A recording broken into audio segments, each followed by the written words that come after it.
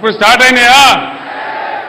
ఈ విధంగా ఇంకో సమస్య, మిషన్ భగీరథ నీళ్ళు ఎడిపోయినాయి, బ్రహ్మాండంగా నడిచినాయి కదా.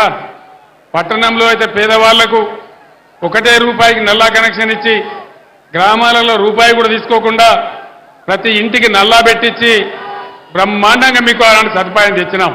ఇలా ఎక్కడికి పోయినాయి ఆ నీళ్లు? దయచేసి ఆలోచించాలని మనవి చేస్తా ఉన్నా. ఇంకో విషయం, గత 5 నెలలుగా కాంగ్రెస్ ప్రభుత్వం వస్తే అరిచేతిలో వైకుంఠం చూపించింది తప్ప 6 గ్యారంటీలోని మోసం చేస్తే ఒక్క గ్యారంటీ కూడా రాలే, ఒక్క స్కీమ్ కూడా అమలు కాలే, ఏ ఒక్క స్కీమ్ రాలే. వచ్చిందా? కళ్యాణ లక్ష్మి తులం బంగారం వచ్చిందా? ఏ నిజామాబాద్లోకి వచ్చిందట కదనే? నిజమానా? వచ్చిందా? వచ్చిందానా? తులం బంగారం తుష్టమన్నదా? వడ్లు కొంటానరా? 500 బోనస్ వస్తున్నదా? రాలే. బోనస్ బోగసే అయిపోయిందా? అయిపోయిందా? పాత ధర కూడా ఇస్తలేరు. బీఆర్ఎస్ గవర్నమెంట్ ఉన్నప్పుడు కొన్న ధర కూడా కనీసం వస్తలేదు. తడిచిపోయిన ధాన్యం కొనే దిక్కు లేదు, కళ్ళాల మీద ఉన్నాయి. నేను వస్తుంటే మాజీ ఎమ్మెల్యే జీవన్ రెడ్డి చూపించాడు, సార్ ఇవన్నీ తడిచిపోయినాయి, ఇవన్నీ కూడా తడిచిపోయినాయని చెప్పి చూపించినాడు. విద్యార్థులకు ఫీజు రియంబర్స్మెంట్ ఉండే 5 నెలల నుంచి ఒక్కరికొక రూపాయి ఇస్తలేరు. 5 నెలల నుంచి మేము ఓవర్సీస్ స్కాలర్షిప్ పెట్టినాం. అంబేద్కర్ పేరు మీద, జ్యోతిరావు పూలే మీద పేరు మీద 20 లక్షల రూపాయలు ఇచ్చినాం. పేద విద్యార్థులు విదేశాలకు పోయి చదువుకోవాలని, వాళ్ళ బతుకులు బాగుపడాలని ఇవాళ అది కూడా బంద్ పెట్టినారు. కేసీఆర్ కిట్ బంద్ పెట్టినారు. సీఎంఆర్ఎఫ్ ఫండ్స్ బంద్ పెట్టినారు. చేనేత కార్మికులకు ఆర్డర్లు ఇవ్వడం లేదు. మళ్ళా తెలంగాణలో చేనేత కార్మికుల యొక్క ఆత్మహత్యలు స్టార్ట్ అయినాయి. పరిశ్రమలన్నీ తరలిపోయే పరిస్థితి వస్తూ ఉంది. మీరందరూ కూడా చూస్తూ ఉన్నారు. ఇది ఎందుకు జరుగుతూ ఉంది? 5 నెలలనే ఎందుకు మారిపోయింది? ఇది కాంగ్రెస్ ప్రభుత్వం యొక్క అసమర్థత కాదా? వీళ్ళు ఏళ్తారా? వీళ్ళు నడిపిస్తారా? 5 ఏళ్ళు జరుగుతుందా? రైతు బంధు వచ్చిందా? రాలేదా? ఇన్ని ఏళ్ళ మోపైంది. మీకు తెలియదు, వస్తూ ఉంది. స్టార్ట్ అయింది. ఏమైంది? ఎందుకు స్టార్ట్ అయింది? బంద్ అయిన రైతు బంధు ఎందుకు స్టార్ట్ అయింది? కేసీఆర్ రథం ఎక్కంగానే, కేసీఆర్ రోడ్డు మీద పడంగానే, కేసీఆర్ పిడికిలి బిగించంగానే దెబ్బకు దయ్యం వదిలింది. ఇవాళ ఎత్తాను రైతు బంధు ఇలా స్టార్ట్ చేస్తా ఉన్నాను. పిచ్చిలేసినాదా? రైతు బంధు స్టార్ట్ చేసినారు అంటే దాని అర్థమైంది, పోరాడకపోతే ఏది జరగదు. కేసీఆర్ బస్ ఎక్కింది కాబట్టి, కాలిరిగిపోయినా కుంటున్నా బస్ ఎక్కి గర్జన చేసిండు కాబట్టి రైతు బంధు పడతా ఉంది.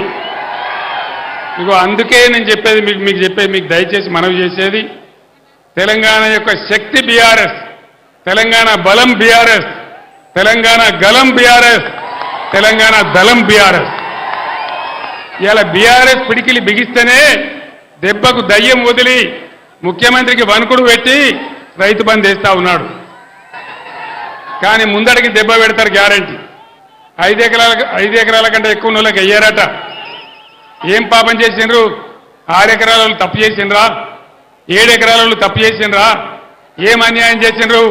వాళ్ళకి అయ్యారట.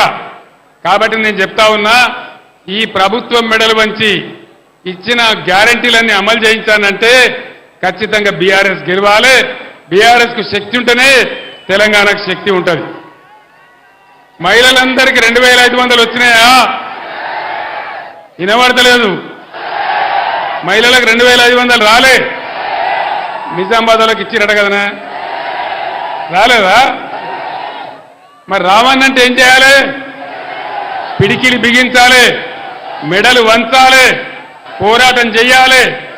కరెంటు చక్కగా రావాలన్నా, వాళ్ళు ఇచ్చిన హామీలు నెరవేరాలన్నా, ఇవాళ దెబ్బకు భయపడి ఎట్లయితే రైతు బంధు వేస్తున్నారో అట్లే అన్ని రావాలంటే ఖచ్చితంగా బీఆర్ఎస్ గెలవాలి. ఇంకొక ముఖ్యమైన మాట, ఒక ఆయన వెనకడికి చెప్పిండట, రేపు మా ఇంట్లో లడ్డూల భోజనం అంటే ఎప్పుడు చూసినా రేపే ఉంటుంది కదా. అంతే కదా? రేపు మా ఇంట్లో లడ్డులా భోజనమని నువ్వు బోర్డు ఎప్పుడో గదే ఉంటుంది, ఎన్నడు పోయినా రేపే ఉంటుంది. ఏం చెప్పండి ముఖ్యమంత్రి? కేసీఆర్ 30,000 కోట్లు మాఫ్ చేసిండు, ₹1,00,000 కాడికి మాఫ్ చేసిండు. మీరు పరిగెత్తుని ఉరుకుర్రి, ఇక ఉరికి 2 లక్షలు తీసుకొని డిసెంబర్ 9 తారీఖు నాడే 10:30కే 2 లక్షలు రుణం మాఫీ అన్నాడు. అయిందా? అయిందా? మరి యాడికి పోయినట్టు? రేపు 2 లక్షల రుణమాఫీ ఇచ్చేదాకా ఈ ముఖ్యమంత్రి మెడలు, ప్రభుత్వం మెడలు వంచి ఆ 2 లక్షల రుణమాఫీ కక్కిచ్చేదాకా బీఆర్ఎస్ కొట్లాడాలి. దానికోసమే బాజిరెడ్డి గోవర్ధన్ గెలవాలి.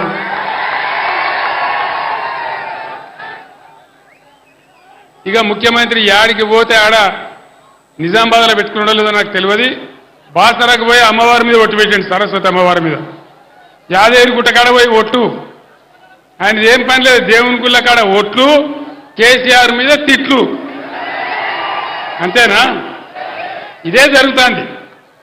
అంటే నేను ఒక్కటే మాట చెప్తా ఉన్నా, దయచేసి మీరు, నేను ఒక్కటే మాట మీ అందరికి మనవి చేసే, తెలంగాణ తెచ్చే సమయంలో నా ప్రాణాలు అడ్డుపెట్టి నేను ప్రాణాలకు తెగించి ఈ రాష్ట్రాన్ని తెచ్చిన తెలంగాణను ఒకటి ఒక పొదరిల్లులాగా బ్రహ్మాండంగా మంచిగా చేసినాం.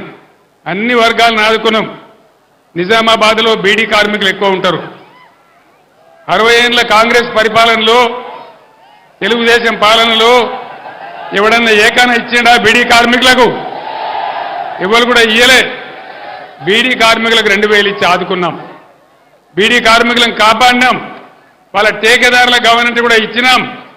బీడీ కార్మికులంతా ఇయ్యాలి బీఆర్ఎస్ కండగా నిలబడాలి. మీకు నీతి నిజాయితీ చూపించి బీఆర్ఎస్ను దీవించాలి. ఆ విధంగా ముందుకు పోయినాం. మీ అందరినీ కూడా నేను కోరుతా ఉన్నా, చాలా మందికి ఇచ్చినాం, లక్షల మంది బీడీ కార్మికులకు ఇచ్చినాం, అందరికి కూడా ఇచ్చినాం, అందరిని ఆదుకున్నాం. నరేంద్ర మోడీ ఎవరికన్నా ఇచ్చిండా బీడీ కార్మికులకు? బీడీ కార్మికులకు పెన్షన్ ఇచ్చేది ఒక్క తెలంగాణలోనే ఇస్తారు, ఇంకా ఏ రాష్ట్రంలో కూడా ఇయ్యరు. భారతదేశంలోనే ఎక్కడ లేదు. కాబట్టి నేను మీ అందరికి మనవి చేస్తా ఉన్నా, ఈ బీజేపీ కాంగ్రెస్ చెప్పేదంతా కూడా ట్రాష్, వట్టిదే. అందుకోసం మనం ముందుకు పోవాలి, మన నీళ్లు కాపాడుకోవాలి, మన బతుకులు కాపాడుకోవాలి, తెచ్చుకున్న రాష్ట్రాన్ని ఇంకింత తెలివికి తెచ్చుకోవాలి. మళ్ళా ఈ కరెంటు కోతలు బంద్ కావాలి. పిల్లలందరూ చదువుకునే పిల్లలకు న్యాయం జరగాలి, హాస్టల్ల పిల్లలకు న్యాయం జరగాలి. కాబట్టి ఖచ్చితంగా బీఆర్ఎస్ గెలవాలి. जिला निजामाबाद के मुसलमान भाइयों को बहनों को मैं सलाम करता हूं.